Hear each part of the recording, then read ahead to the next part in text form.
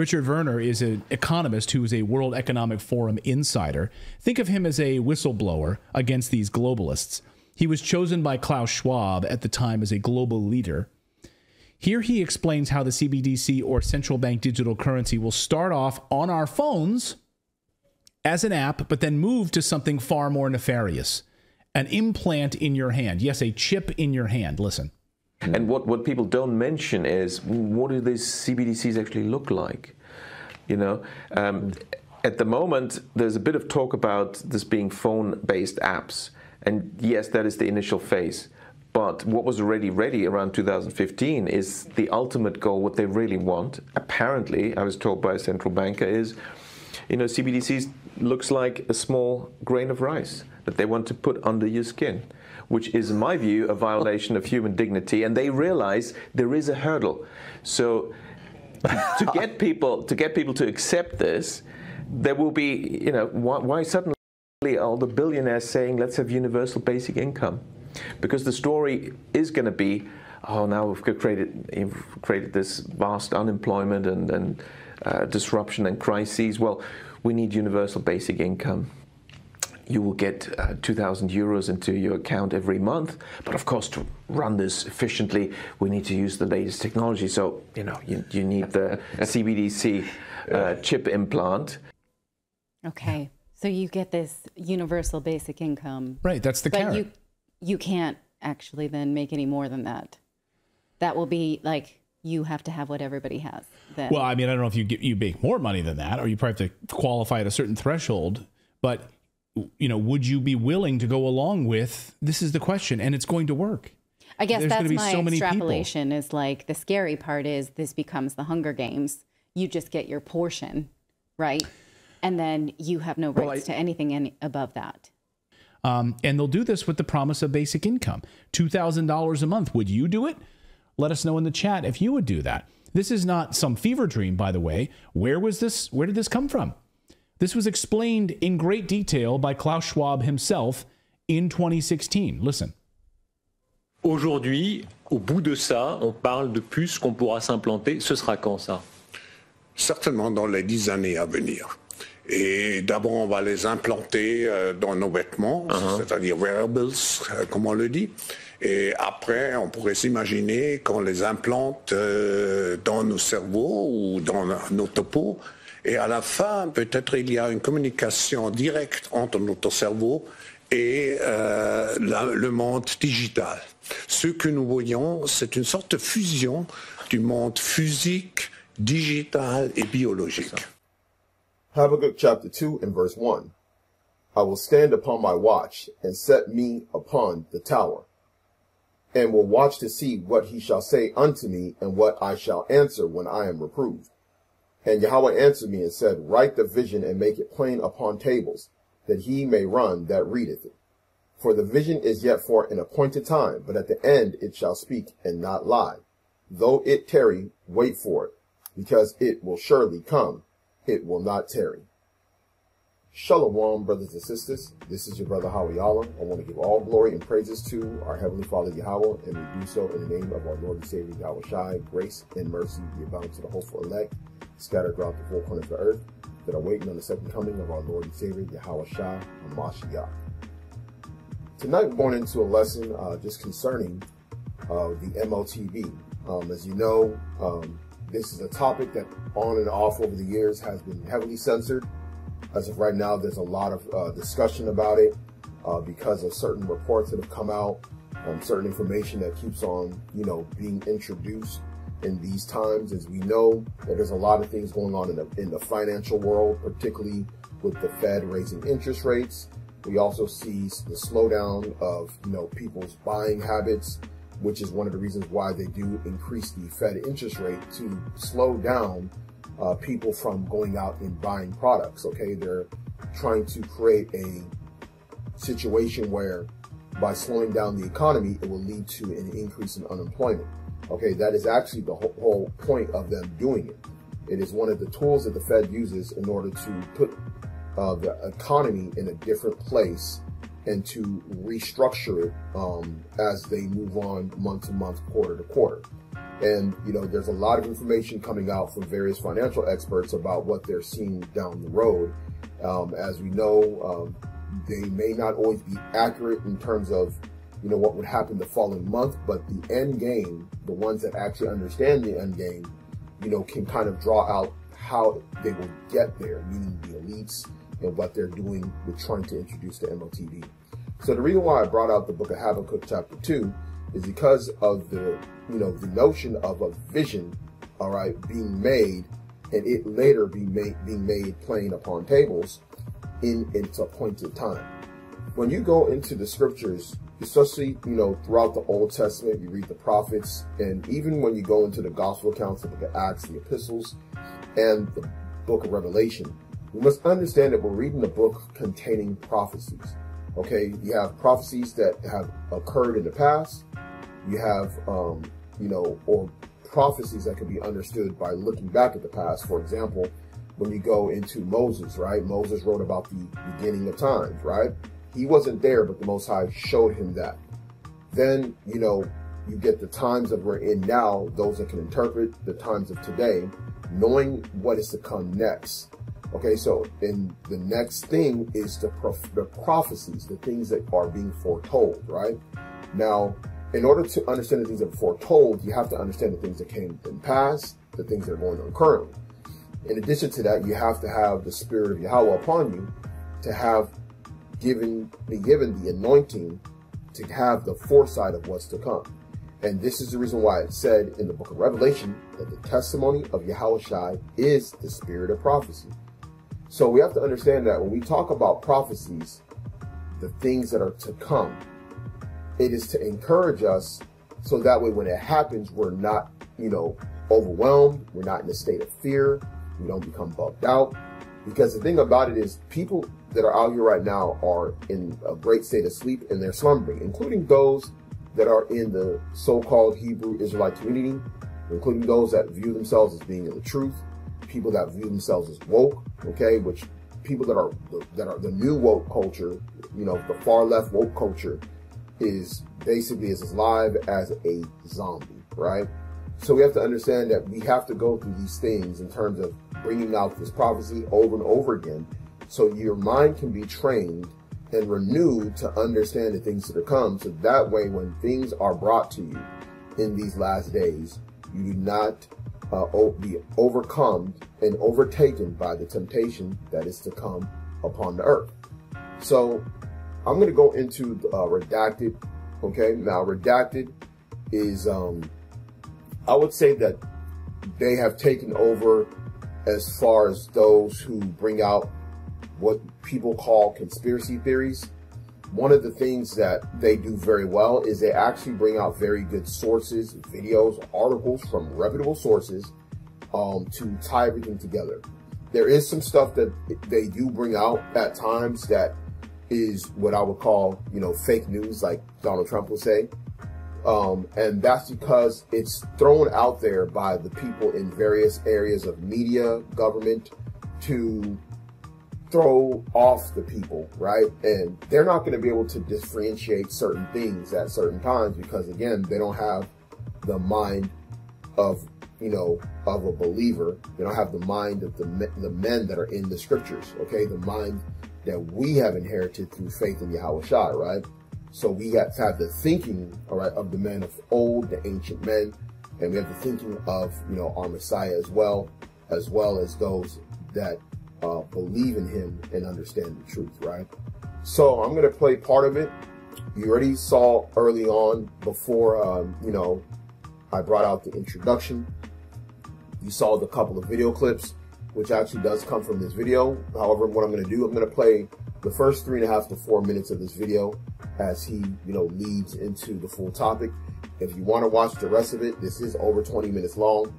You can look it up on Redacted, pull up the same exact video and watch the whole thing in its entirety, okay? But this is a very, very big news that came out that, you know, is actually showing where they're going, okay?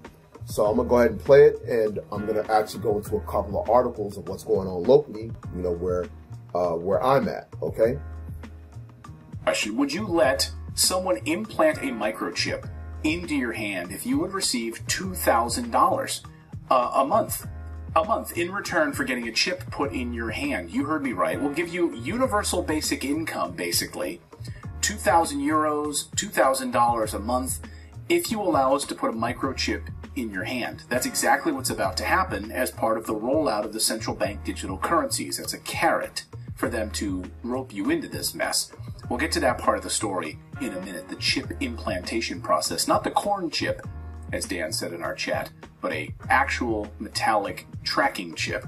But a new report just published this week by the Bank for International Settlements explains how our new digital money system is about to work. We've been warning you that this was coming for a long time on this show. Also, we weren't the only ones predicting this. It was predicted in a little book, you might have heard of it, called The Bible, The Mark of the Beast. For one thing, this new system... See, and he said this, and people are out here, you know, you got people in the Israelite community that are against this, and a lot of people try and credit like Alex Jones and certain men for bringing out this information, but the person who actually created the RFID technology, after it was created by him and his team, he actually did an interview. I believe I might have actually posted a video on one of our old lessons. Unfortunately, I don't remember which one it was.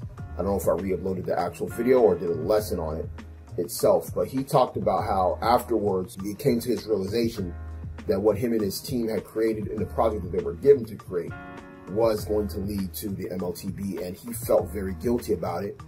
And that's the thing, you know, a man's going is of the Lord, to how can he understand his own way.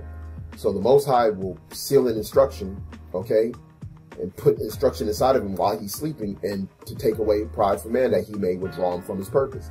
So we know that the Most High is going to do that, and this is the reason why this is such a heavy thing, because here it is, we're thinking, and this is very important for you brothers and sisters to understand.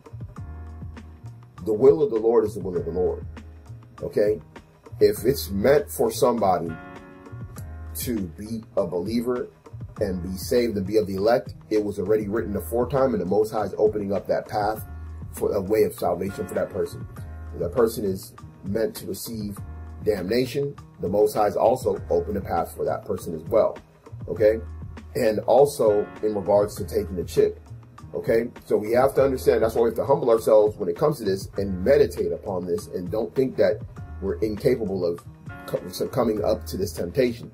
This is the reason why it's important for you to pray, fast, fellowship, believe, talk about the things to come on the other side of this tribulation. So that way you will keep your faith in believing that as long as you endure to the end, you have a chance at salvation, and that you are going to be in that position, hopefully, to be delivered in the time of trouble. Okay? So we have to talk about these things. We have to meditate upon these things. Okay? And you have a lot of people that they're in a state of weakness because they are accustomed to certain things in their life. They're accustomed to a certain lifestyle, or they may have been, you know, basically submitting themselves to the wrong type of people in regards to the lifestyle that they live, their spouse, you know, an out of order marriage, like we talked about for years, okay, about how dangerous that is and what it can lead to.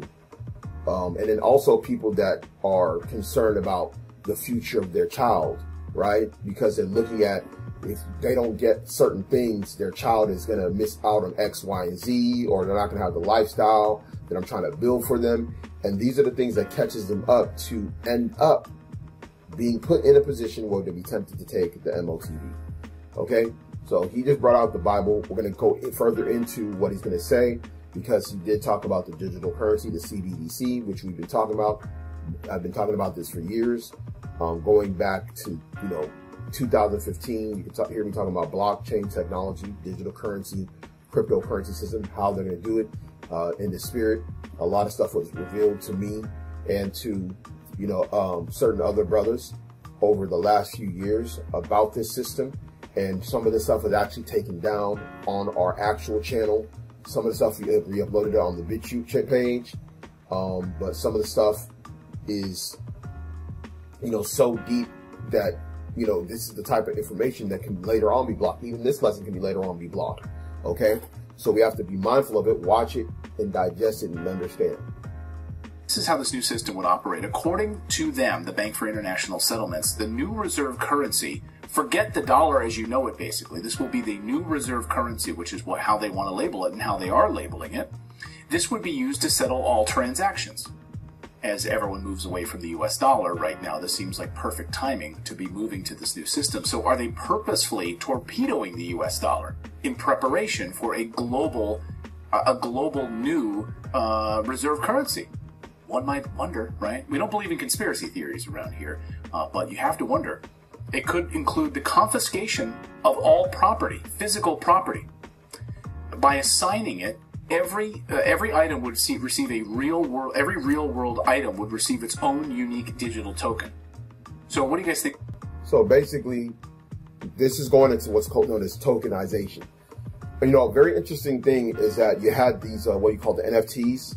The NFT was what's called the non-fungible token. Okay, people were literally buying digital, what they believed to be was digital assets, digital art, digital imagery, sometimes even videos, and the like. And if you remember, during the time of the shutdown, that became a very big thing, and that whole market of NFTs has practically crashed. I mean, there's actually an article, I believe, on like a Justin Bieber NFT that was worth a certain amount, and it's like worth, you know, way less than what it was. So there's information out there about it, but why were they able to do that? Because they're trying to integrate a system by putting in the minds of the masses, you know, a tokenization. Okay, and they started with something that was non-fungible, intangible. You can't hold it, but you own the rights to this digital token, or this digital thing that's tokenized for your proof of ownership, and only a certain amount of people can own this digital token. It's no different than somebody going and getting some Jordan 11s, right? Fox 46's John Donnelly live right now in North Harris County. His feet not in the shoes. John. Yes, no, I do not have any of those shoes myself, but there are a lot of people here who have them. They've been on sale all morning. Now, they went on sale around midnight last night, but not everybody started selling them. You can see the line outside Greenspoint Mall right now from our view from Skyfox. It's been pretty chaotic here, well, controlled chaos. We saw a lot of people at one point actually running across the street through traffic to the mall property. They'd asked everyone to leave mall property, park across the way, and then people got the word that they could come back over here, and they just sprinted for it. We talked to some people who waited in line, and some people gave up. They just said it just wasn't worth it. Crazy up in there. I don't have time to sit up in there. People are already trying to fight and everything. It's not even worth it. I'm investing these. Look at that. It's real. Yeah, people got their babies out here. It's cold. They wrapped up in blankets. What if your child get pneumonia for a pair of shoes? It's not worth it. Now, we do have some reports. We haven't been able to confirm that some people have actually had their shoes taken from them by other people who actually saw them waiting at a bus stop. I talked to one guy who said he was waiting in McDonald's because he wanted his sister to come get him because some people had just been robbed at the bus stop a few feet away. So we don't know if that's true or not, but it kind of gives you an idea of the level of the what's going on out here. And I got one of the guys who's got one of the first pairs. What's your name, sir? Curtis Solomon. I'm a shoe connoisseur. I've been getting shoes. It was crazy out here. Like, me and a group of my friends, from Lakewood, we get a lot of money, so it's nothing to us to buy shoes. Man, we just came up here, to have fun. Like, we get money, boys. We get money. We came up and had fun, man. There were people trampling people over a pair of tennis shoes. We had a guy on earlier who said, look, this has got to stop. Michael Jordan got to stop doing this because someone's going to get killed. What they need to do, instead of letting us come up to these malls, Michael Jordan just need to have all the shoes in his house, and we go to his house and buy the shoes. We're going to see if you like that, Michael Jordan. Come on, talk to the people, man. Like, you got some Concord 11 Jordans or some Space Jam Jordans, right? And Nike only makes a certain amount, and if you buy it, now you're one of the few people that got this particular pair of shoe. And they did the same thing with digital assets in the whole NFT thing, which was nothing but a big scam. I mean, if anybody had the foresight and had the money, the best thing to do was just to put money in and let it go up and buy it at low and then sell it at a higher point and don't go back again, because you go back again, you're just going to lose money. And that's what's kind of going on with some of these other things, such as, you know, certain cryptocurrencies and certain items that are out there that people are purchasing that are gaining and losing value over time, right? So we're going to keep going on, and we're going to hear more of what he has to say concerning this tokenization. Think about this, right? This idea that they could, I'm not saying they're going to, but, you know, your car, your house, all of these sort of physical items that need a token process, you have to get them digitally tokenized in order for you to claim ownership of these items.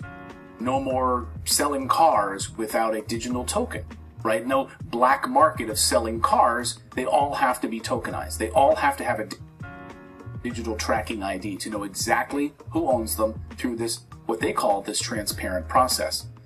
Now remember, the Bank of International Settlements, I did a lesson on the BIS, which is out there in Basel, Switzerland. I did that a few months ago, the lesson concerning that.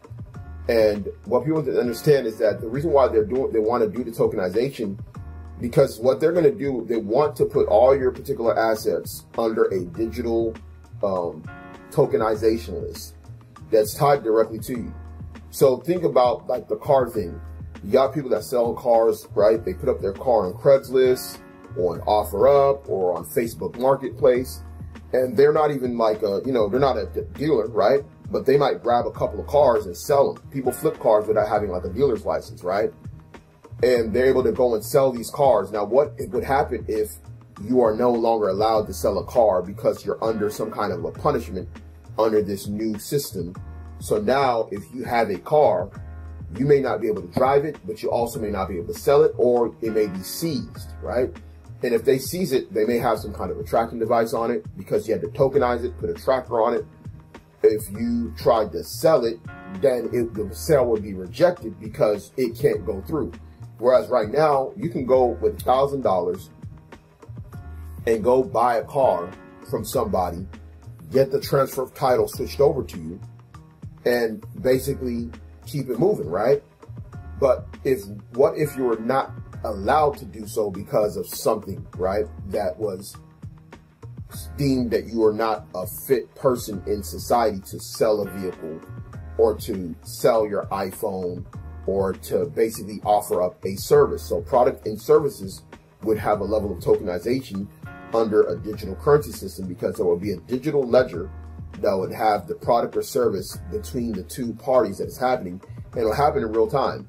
If that particular product or service is rejected due to one's party's, you know, situation, then it doesn't go through, and that product or service is then rejected and has to be provided elsewhere, right, by somebody who is deemed more worthy to do so. So we have to understand that this is a very intricate thing where people don't understand. You're not going to just be able to just go and get a certain service or a product done for you without this being done. What do I mean by that? Just like we talked about the car. You buy a car. Now, let's say you need a mechanic to, you know, do an oil change, filter, or maybe to repair your vehicle, change a tire, whatever it is. You can't just go give a random person cash money and they do this work, and the powers that be, the BIS, the Bank of International Settlements, that they don't know about it. They're going to know about it when it happens, and you can't get around it. In addition to the tokenization, there's also the bartering aspect, right? So now you can't even barter what you have, because what you barter has to be in your possession and known that it's being sold to somebody else to exchange the tokenization of those items. So you got to think deeper than what's on the surface of what they're trying to do. They want to set up a system that not only prevents you from buying what you want when you want, but also can prevent you from even engaging in a barter system. Because if it's known that your item is flashing in somebody else's place, they can then say, what is this particular item, a car, an iPhone, a laptop, what is this particular item, okay, or shoe doing over here when it should be under this person's, you know, care, right? Or it should be in this person's possession. They would then know that you bartered it, okay? So they want to get the system as intricate as possible to make it harder for the masses to escape the, that eye of, what they're trying to create, this, what they view as some form of a God's eye, right? So elimination of all privacy. So it's like a blockchain for the world. Right. I mean, it would be on the blockchain, right? Everyone would be given a tokenized digital ID, and I'll explain more about exactly the tokenization process in a moment. But basically, the idea that if you don't comply with this, then we're going to take your property and tokenize it ourselves. Is the idea. And they won't come out and say this, but that's exactly what some people are worried about, is that they would take your items, they would take your physical property and do it for you, or confiscate it altogether if you're not willing to comply. And think of it like contraband. It would be considered contraband. Imagine trying to go through the airport or airport security with that laptop that you didn't have tokenized, so there's no digital footprint of it. Oh, what is that? What is that item that you're carrying there? Why do you have that there? Oh, I'm sorry, I didn't have it registered with the government. Don't have a digital ID for that item? Don't worry, we'll take it off your hands. So your digital wallet, your car, your house, your laptop, your phone, all of it assigned a digital token. Inside those tokens would be a set of rules for how each item can and cannot be used, so that each person can be controlled and conditioned directly by the central bank. You've used your digital wallet to buy your allotment of beef or chicken this month? You're cut off. Now, think about this, right? If your phone is tokenized, right, and they have the ability to control things, imagine if you're banned off of social media and now they say, well, listen, based on this activity that you did on social media, we're thereby banning you from the use of these particular apps for X amount of time or in, forever, right? And all you can do with your phone is basically text, maybe send email, and, call people, but you may not have access to particular apps because of the punishment, right? Based on your, and they can do this based on the tokenization of the thing that you're actually using, your actual phone, that's on that digital ledger, right? So think about that. In addition to what he just brought up, as far as the food aspect, rationing out what it is and how much you can buy of certain foods, your limit per person or per household. And this is where they are doing what's known as, rationing of different items. And they're going to use it as an excuse as the sustainability stuff. If you recall some time ago, and I know there may be certain brothers that maybe remember the lesson, but I went into the United Nations Initiative of Sustainability, all right, which will basically limit the use of certain resources into a level of rationalization, or rationing these particular things to quote unquote save the environment. Okay. So this goes very heavy. This is all tied together, like a Charlotte's web. Okay. So we have to understand that it's so many layers to this. And that's why sometimes when I do these lessons or we talk about these things, we have to bring it out piecemeal because it gets so deep and heavy that you may get lost in the understanding of how this thing works. You're cut off. Your wallet is not limited. Your wallet is now limited until next month. And by the way, you think this is like a conspiracy theory. The Federal Reserve, literally on their website, loves and talks about the benefits of expiring currency, the expiration of currency. And hey, China's already doing it, in part. So there's already limitations and expiration of currency. We already have this, and the Fed is openly talking about this on their website. Think this is a dream? Okay, just wait until it happens.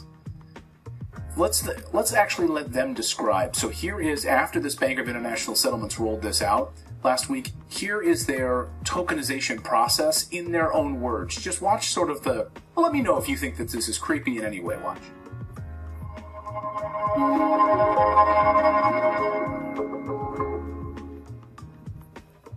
Tokenization is more than just a digital representation of money and assets. It involves digital representation on a programmable platform, which means that tokens can incorporate the rules and logic governing transfers, as well as the information about the asset itself. Now, currently, money and other claims reside in separate databases that are connected through third-party messaging systems. meaning that transactions need to be reconciled separately before being settled with finality. Tokenization makes all this one seamless operation. Tokenization is well suited to resolve incentive and information problems. Think of an example where a buyer would like to pay when the goods are delivered, while the seller would like to deliver the goods when the buyer pays. Tokenization can solve this problem by executing both transactions at the same time. So two real-world applications. So they talk about this. They talk about this tokenization as solving these problems, right? It involves the representing the ownership rights of real-world assets as digital tokens on a blockchain. In other words, you own a car, and that's confirmed because there's a digital token saying you do, and it's confirmed on the blockchain.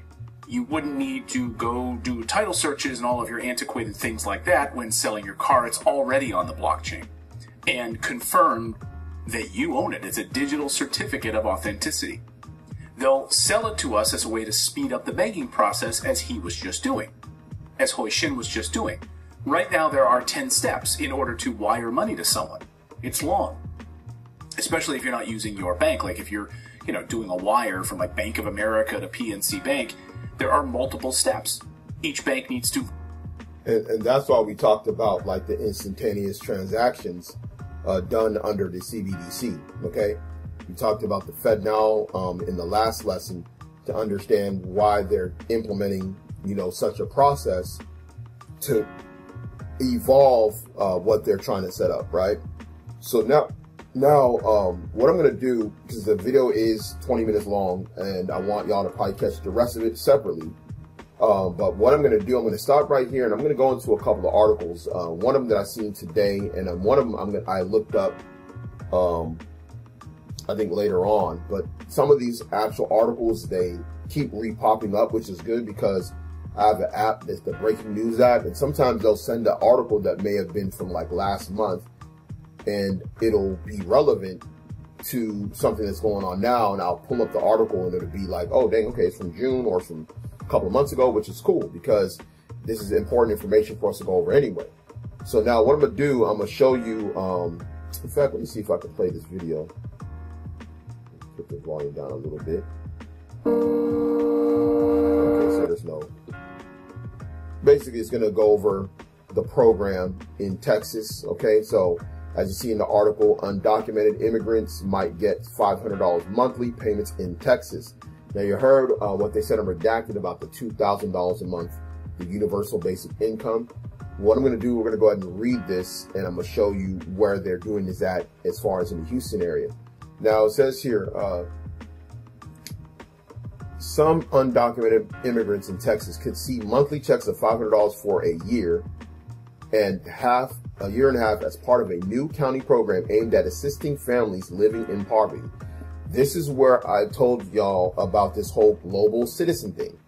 Okay, what people have to understand about the Western world, and it's funny because if you read the rest of Habakkuk, it talks about how we'll go ahead and get it real quick in verse 5. In fact, we'll go down to 4 because that's why I stopped at verse 3. This is Habakkuk chapter 2 and verse 4. Behold, his soul which is lifted up is not is not upright in him, but the just shall live by faith. Interesting that this program is called Uplift, which is so the soul which is lifted up is not upright in him, but the just shall live by his faith. So the just, the faith, we're going to have faith. Okay, if you're the elect, your hopeful elect, you're going to focus on living by faith. Okay, the just will live by faith. They will not live on him that smote him. They will not stay upon him that smote him. We're going to focus in on faith, the things that are eternal, not the things that are carnal. Okay, understanding that it's a temporary test that we have to get past in order to get an access to the kingdom. Okay, the heavenly crown. Now, verse 5 says, yea, also, because he transgresseth by wine, he is a proud man, neither keepeth at home, who enlargeth his desire as his hell, and is as death, and cannot be satisfied, but gathereth unto him all nations, and heapeth unto him all peoples. Okay? This is the reason why when you look at Europe, Canada, United States, okay, they take on all these different nations, okay? They take on people from all over the world. The undocumented immigrants we know are talking about those that are coming from Latin America primarily. And they are, you know, found in large numbers coming in, and they're putting them in these different temporary housing places. They sent them to Chicago. They sent them to New York. There's a bus actually from Texas that's sending them to LA. This is actually what's going on right now. Like literally, you can see it on the news. There's a bunch of articles on it. There's a bunch of videos on it, okay? And they are going to use them, okay, as a way to implement these type of programs, okay? In fact, California is expecting to make, I believe, 2.5 million more houses over the next few years to basically provide housing to more people. In addition to what will be, even in LA, different UBI, Universal Basic Income programs, okay? This is all this is, okay? This is to bring the people, the masses, under this complete control and obedience, all right, to the New World Order, okay? So it says here on Tuesday, a pilot program offering monthly cash payments to low-income residents in Harris County, which includes Houston, passed with 4-to-1 vote. The Universal Basic Income Program, which he talked about in the video, also known as the Uplift Harris Program, allocates $20.5 million from the American Rescue Plan Act to 1,400 to 1,600 families who would receive $500 per month for 18 months. During the vote, Harris County Judge Lena Hidalgo, an advocate for the program, said the payments would go to the residents of the 10 poorest neighborhoods in the county, including people in the undocumented community. So not only will people in the 10 poorest neighborhoods in Harris County, which is Houston, which the main city in Harris County is Houston, it'll also include undocumented people, right? Those that are considered undocumented immigrants, or what they also used to term illegal immigrants or illegal aliens, okay? So it's going to go to not only the 10 poorest, but also undocumented. Remember, one of the tenets of the United Nations is the idea of a global citizen, okay? They're trying to remove the idea of borders because everybody's going to be under this system that's going to be centralized by the New World Order. Okay, that's another way for saying the elites, right? So if you go here, it says in the next paragraph, can the undocumented community apply? If the county attorney says they can, they will. If the county attorney says they can't, they won't. What I was told is they can. This is what Hidalgo was saying. Said, adding that participants would not be limiting regarding what the money could be spent on. So they're going to allow them to use this money. How is it going to be done? Is it going to be done through some kind of a Fed now? Who knows? I mean, you would think that they'd want to document how they're spending that extra money. It'll be interesting to see if it's deposited. It'll be interesting to see if certain banks will be the ones that will be able to receive, have that money sent to their customers. So it may be some levels of control where you have to use maybe a particular bank, or you may have to receive it by downloading a particular app, and then you use it strictly digitally, meaning you may not be able to pull out this $500 as cash and use it how you want, but on a digital level, you can spend it how you want, right? So that's more than likely what they'll try and do, because I couldn't imagine they would just give the money and just let them pull out $500 and just spend it however they like without them being able to document it. So now when you go further down, it has the different zip codes. And by the way, this application opens up in September, okay? So in the next few weeks, this application will be opened up.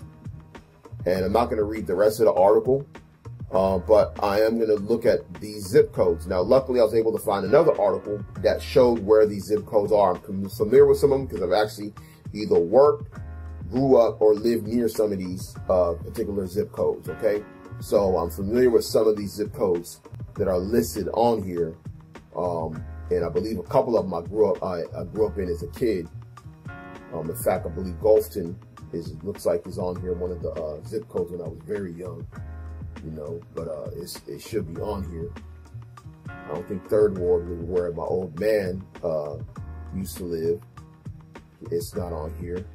Used to be no, actually, it should be on here because one of these, I believe, is South Park. My old man used to live in South Park back in the day. So this is Gulfton. This is actually a little mural in Gulfton. These are the 10 poorest zip codes in Houston. Okay. And I'll actually show the map, but for those of us that are from Houston, we are familiar with these neighborhoods. These are grimy neighborhoods. There's actually other neighborhoods that are poor and hood, and they're not even on this list. So when they said that they were giving it to the poorest, this is the poorest neighborhoods and zip code regions of Houston. Because Third Ward is not even on here, because Third Ward as a whole, or the greater Third Ward, a lot of it is gentrified. So it's not going to be on here, but an area near it, like certain neighborhoods like South Park, is on here, right? Sunnyside, south of it, also on here. Okay. In fact, I was talking with a brother about South Park about Sunnyside the other day. So you see here, Acres Home.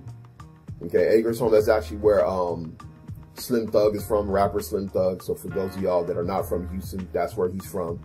A lot of the, some, not all, but some of the north side Houston rappers are from Acres Home. You have East Tex Jensen.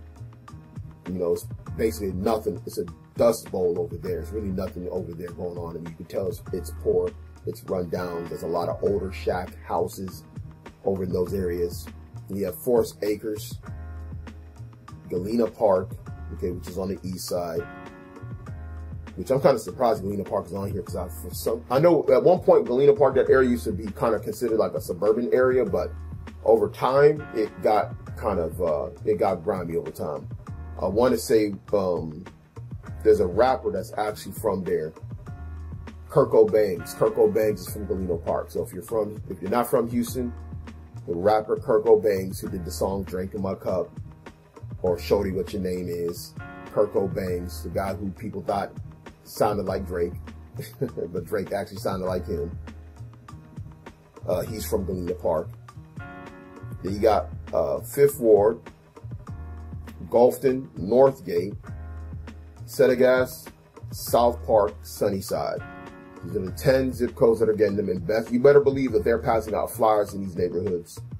Okay, they're passing out flyers in these neighborhoods, letting them know, hey, y'all can get this. So you can imagine how many people is going to feel really good having an extra $500 a month. They're going to feel really good. And all they got to do is show proof of address that they live in this particular zip code. And they're going to be able to sign up, and they're going to be able to get this pilot program with the UBI. Okay. And this is just starting right now with the $500. They can use it however they like. So they're going to take advantage of this, right? And this is going to be almost like a handicap to suck people in further. And remember, a lot of people that are living in these zip codes, they already, there's single mother homes. We talked about, you know, the vintage failing, okay?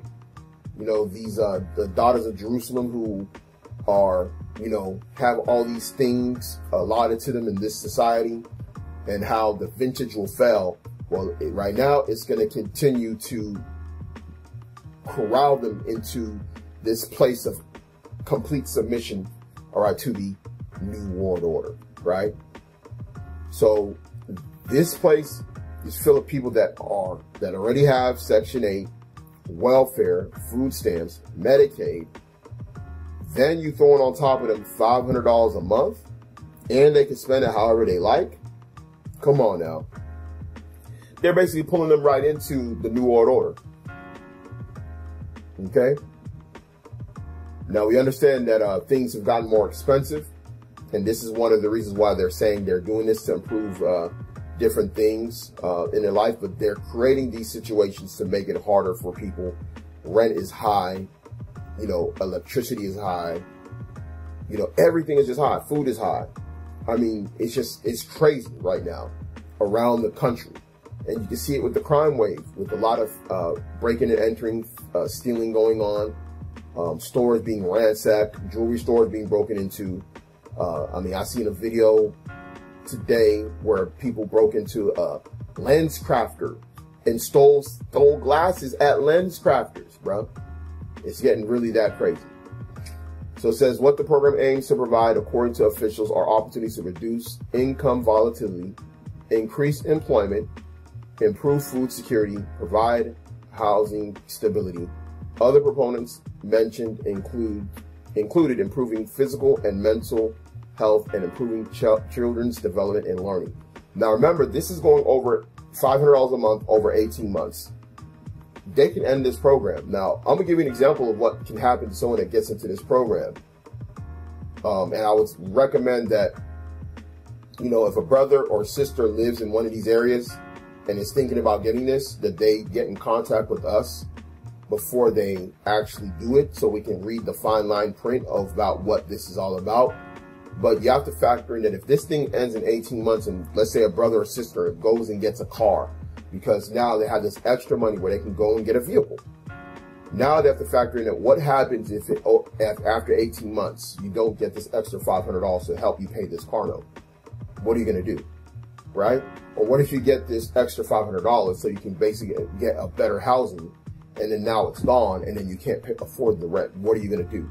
So we have to be mindful of the trap that they potentially could be creating for those that will be living in these particular areas. Now, here's the map of these different neighborhoods, okay? As you see,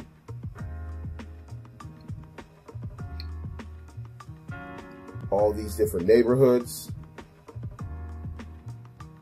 okay, spread out throughout Houston. If you know anything about Houston, West tends to be more affluent, okay?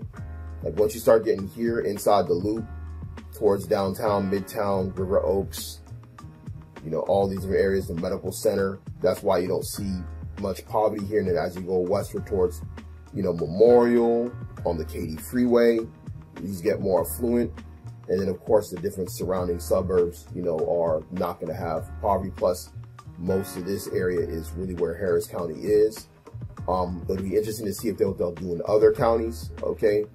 And if they designate certain areas as needing this program, we'll have to wait and see. But as of right now, they're just talking about Harris County, and these are the areas within Harris County, okay, that are affected by it. So this is Gulfton. I'm gonna go ahead and click on some of these. It's gonna allow me to. So that's Gulfton. It's right here, Sunnyside. Okay, this is South Park. Okay, it's where my old man used to stay back in the late 70s, early 80s.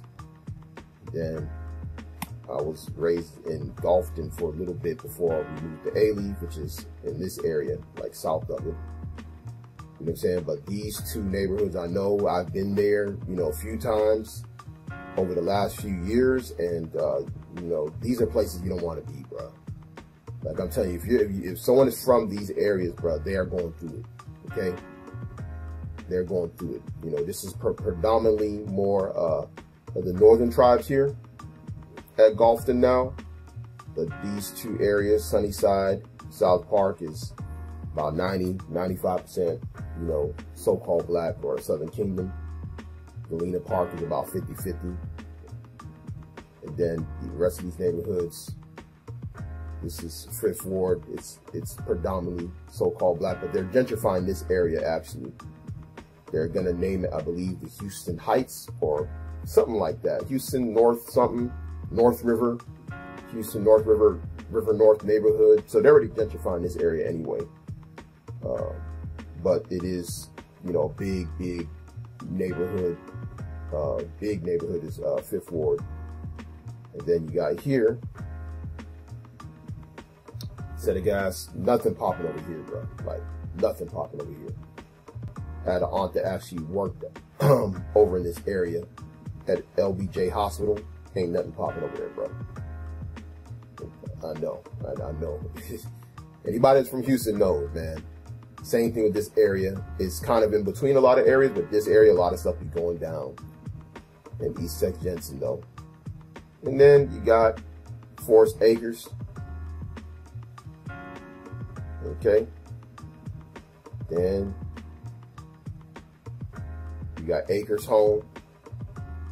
South of this area is being gentrified, but this is Sylvester Turner Park. It's the mayor's Sylvester Turner. He's from Acres Home, by the way. Okay, this is exactly the area where a lot of the Swisher House guys are from. They're from Acres Home or surrounding areas. But a lot of these areas south of it is being gentrified. Me and the brother Yawasab actually went through there, actually trying to bring it out over there because they had something going on, like a big thing. The mayor was going to be there, but they blocked off everything. They made it difficult for us to enter into that area to go to the park over there in Acres Home for us to try and bring it out. It basically was blocked off. You couldn't even get in there. You weren't even allowed to bring anything like through that area. You know what I'm saying? It was crazy. So we had to actually leave from there and just, you know, not being able to bring it out. This is like actually earlier in the summer when we tried to do it. Then up here, Northgate, which anybody knows, Greens Point, bro. Nickname is Guns Point, man. This is one of the deadliest areas. Like, it's a dangerous area, bro. It's very dangerous. So, I mean, they're choosing some of the most, like, the places that they're choosing is you can see what they're doing. You can just see it, because being from Houston, born and raised, my uncle and my cousins, they grew up in Greens Point. And I know, like, how exactly, you know, what they're trying to do, man. These are the most impoverished, run-down people in the Houston area. At least in Houston. You know, they have other parts of Houston that are bad. You know what I'm saying? But these are definitely, they did their research on the top 10. I'm going to tell you that much. They definitely did their research. So we're going to see what they're going to do, you know, as time passes. I'm definitely going to have to keep up with what's going to happen come September and see what's going on, you know, nationally. You brothers as well that are keeping eye of your area, know what's going on in and around you. You know, it says, be ye not ignorant of any great matter or small. All right, so make sure that you keep your head on the swivel, that you're circumspect in these last days. So this is Revelation chapter 13 and verse 16. And he causeth all, both small and great, rich and poor, free and bond, to receive a mark in their right hand or in their foreheads, and that no man might buy or sell, save he that had the mark, or the name of the beast, or the number of his name.